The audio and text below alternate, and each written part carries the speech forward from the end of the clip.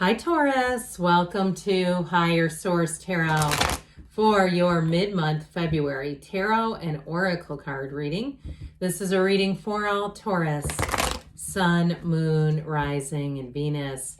Today's reading will be a detailed Celtic cross-style reading. I post new readings on Friday, then again on Monday. Fridays are always a general reading. Mondays are a different style. Every week, I've been doing some bonus readings on Wednesdays. So if you don't mind hitting the like button, it does good things to the algorithm so people will see this reading. But when I do those periodic Wednesday readings, then YouTube should show you those in your algorithm so you know they're available. What advice do you have for Taurus, please? What does Taurus need to know, please, for the best and highest good of all involved with Taurus? All right, we will lay out the tarot here, and we are going to pull a Sacred Destiny Oracle card. These have already been shuffled to save a little bit of time for you. Current situation, you got the Eight of Cups moving on. Immediate influence is the Page of Swords. In your subconscious, you've got the Nine of Swords. What's going on there? In the distant past, the Seven of Cups. The more recent past, Temperance. Death is coming towards you, but that's always a rebirth. Don't get skittish now. You're represented by the Ace of Cups. You're attracting the Queen of Swords. You've got strength in your hopes and fears. Justice in the outcome. That's powerful. When we have this many major arcana, four of them right next door to each other. The bottom of the deck here. Oh, I like this. Okay. You've got the King and Queen of Cups with the Four of Wands. Now, that doesn't happen too often. I feel like this is symbolic for somebody. The King and Queen of Cups are life partners. No doubt about it. You know, the King of Cups is very emotionally mature energy. This watery energy, it fosters self-improvement, following your dreams, being in a place of knowing in your heart that you're on the right track or that it's the right situation for you. The Four of Wands is the 1111 card. It's a marriage. It's a wedding. It's a Hindu wedding ceremony. So I definitely feel like if you need some area of your life, if it needs healing or repair, I feel like especially too with having this Archangel Temperance here, but you're even represented by this. Let's see if I can hold all these. Look at that. I mean, there's something about this in terms of love and healing, even if it's healing from a job situation, if something didn't work out the way you wanted it to, because you're definitely moving on, you're moving forward here. So let's get back to this Sacred Destiny. You've got the card of diligence, okay? So you see that this bird is soaring. It's soaring to new heights. So follow your intuition. Yes, we'll talk about that King and Queen again here in a minute because that's very intuitive energy, but keep going, keep grinding it out. Don't quit now, I feel like is what they're telling you. And if you're waiting on some kind of a settlement or some kind of I heard probate, like if it's some kind of an inheritance thing, justice is going to be served. You have an outcome, a very stable energy of resolving matters. So especially when we have justice and strength, they're quite close together in the order. I mean, that's 8, that's 11, but either way, they're still close.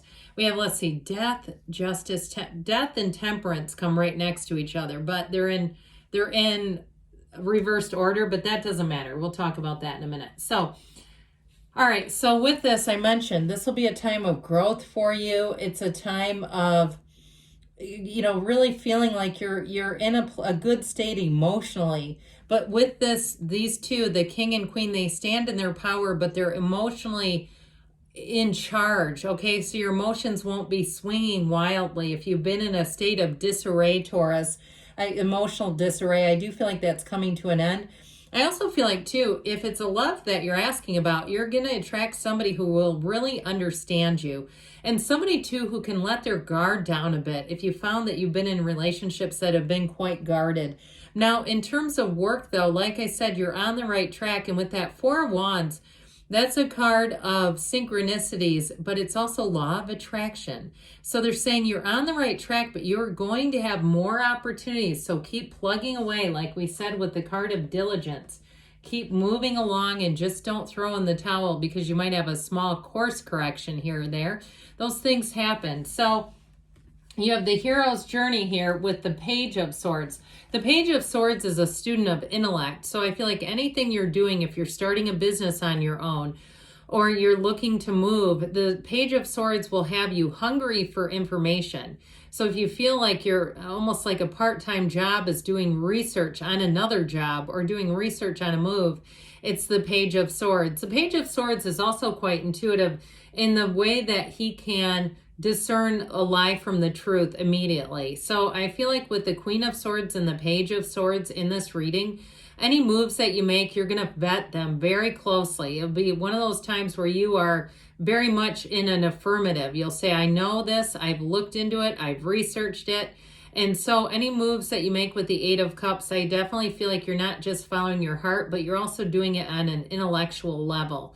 And so if you do have some kind of a conflict going on, I feel like you have a lot of information. If there's some kind of a personal conflict, you may have had some information that came in that was a real turning point. I will tell you though, with that Page of Swords, be a little careful. We got to be careful with the emails, careful with the text. If you send an email or something and you feel like you regret it, that Eight of Cups, it's moving on. I don't see you making the same mistake twice. But I definitely feel like there's something there. They're kind of warning you. As I always tell you, the tarot is your best friend who always tells you the truth. So be careful with that. We don't want to have to, course correct because of something we could have controlled. So with the Nine of Swords, this is in your subconscious. It's needless worry. But nines are about attainment and realization. So this one happens to be in the dark. It's time to flip the lights on. With the Nine of Swords, it can be a card of feeling powerless, feeling like you don't have any resolution to a matter. However, they're trying to tell you here that you're being guided, that the information is coming in. It's also, though, with the black in the background, those are the shadow aspects. Those can be the contrasts that we experience. And when we run into contrast in our day-to-day life, that helps us to see and point us towards what we actually want. Because we won't stay in this forever, all right? So I feel like they're saying, let's do some work around this. Meditate, quiet the mind, whatever you need to do so that you can move forward, so you're not staying in this kind of energy, because you'll keep attracting things that are confusing. If you stay here, you'll attract confusion. So speaking of which, the Seven of Cups, I do feel like you had hit a wall of confusion here. With the Seven of Cups, you may have had some things around you shift, whether it was where you lived or your job shifted. And you may have found there were some people in your midst that you learned not to trust. That's what I get on this, something that was unreliable. And so I feel like it's gotten your focus to open up a bit on other opportunities, which I would say continue there. Continue to look, because you have wish fulfillment, your heart being full in the reading. So that diligence, it's like we said in the very beginning, be diligent. This is also, though, a card of manifesting. So when we're in a state of turmoil down here in the subconscious, we can manifest all kinds of snippets of things we want and don't want. So I feel like they're saying to clean up your energy. If you have an opportunity to go do something fun, go do it. Maybe you're going to learn something new, or you can go to a concert with people that are fun people and you know there won't be any issues, or a friend invites you to coffee because you say, I'm not in the mood to be in a loud venue with a concert. No, thank you. I'm already in a place of being flummoxed. I don't need that. If that's not fun for you, I get you. So I just feel like they're saying be in the place of being with people that you feel secure with. And I understand sometimes at work we can't control that. But when you do have control, make sure you're doing it. So if you know that when a certain friend calls, you don't like how you feel, or a relative, after you've talked with them because they're a red flag person, head towards those green flag people. Well, this will bring in great healing. He's the archangel of repair. So even on the mundane level, but I do feel like if you got run off the road with something in your life, you're going to get course corrected, like we said, and you're going to be in a much better place. This is thriving and change. So I mentioned before the death comes before temperance. All right. So death is transformation. It's a brand new beginning. And then you have temperance that comes in. Notice that they both have the sun back here. You've got a dawn of a new day showing up in both of the cards. That's what this is about. So the temperance card tells you to be easy about things, be in flow, so that you can accept those changes. You don't have the Three of Swords here, but that can be resistance to change. Not that we want it in the reading. However, with this, it's also healing in the physical body, if you're asking about that. It's feeling much better, mind, body, spirit. But you see how he keeps his toe dipped into the source, into the seat of the soul, the pool of consciousness. Meditate, do your spiritual growth activities and exercises. So exactly like we talked about here, where you have love and gratitude. No matter how emotional things get, you always have support. That's what I feel like they're trying to tell you here. You have somebody who's coming in who's very empathic and caring for you as well. And so with the king and queen being here, plus temperance, I just feel like you're going to be very well supported. Now, if you change jobs, and that's what the course correction is, it's going to feel like a brand new, fresh, clean slate. It's going to be like, you're not going to look back and regret it. So with this, like I said, you're thriving, you're adaptable. This is where you get your life back into balance. If it's been out of balance and you just feel like you don't know what's coming next, here's where things get a lot more, in some ways, predictable, because your energy, this is a high vibrational energy symbol. So with the death card here, the death is always a new beginning, and it's an invigorating new beginning in this case. So with this, you're going to let go of something that didn't serve you. And if it is your job, and because of the people around you, I do feel like with this, you're going to start something new. Or if you're in a job and you say, I'm going to keep one foot in there, but I'm just going to learn how to rationally detach so I'm not getting as emotional around people. I feel like if you're starting something new like a business, you're going to end up, that could be your main gig, all right? If it's sort of a side hustle, side gig, that will develop into something more, because this is always about a rebirth. So especially too, if I hear you were smarted, like somebody got you in terms of a jab or sarcasm or something like that, I feel like you're going to be in a place where it's like you go high when they go low. That's what this is, okay? Remember that one?